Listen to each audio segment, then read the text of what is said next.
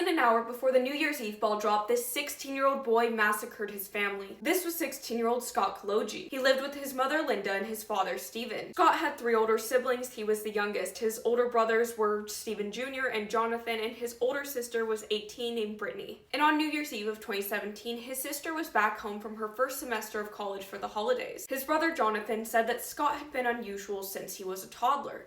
You see, he would always act younger than his actual age. For instance, at 15 years old, he was still sleeping in bed with his parents every single night. Another oddity in Scott's behavior is that he was dressed by his mother every single day until the time that he was 16 years old. He would also have his mother make very special meals for him. According to Jonathan, Scott had the palate of a toddler. Additionally, Scott still believed in Santa Claus at age 16. But aside from acting younger than he actually was, Scott seemed very happy. Now back to New Year's Eve of 2017, the New Jersey home was packed. All 4 siblings were home, at least temporarily. Jonathan ended up leaving at some point and going to a friend's house in Philly. Their mom and dad were home and one of their sets of grandparents. It all seemed normal until Scott called his mother up to his bedroom.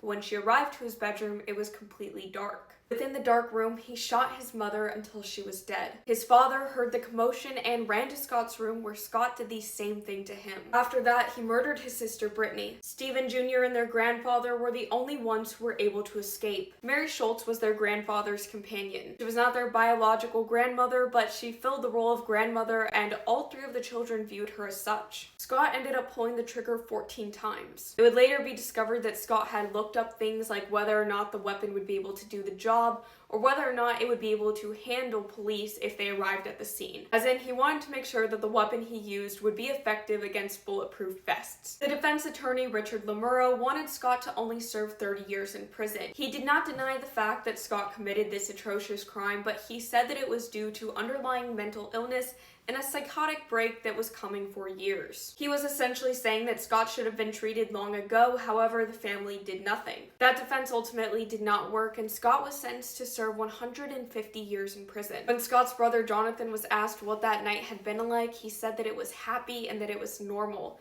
He had even gone on a ride with his mom to Domino's to get Scott his special meal. And just a few days prior, on Christmas of 2017, he had watched his brother happily open his presents from Santa Claus.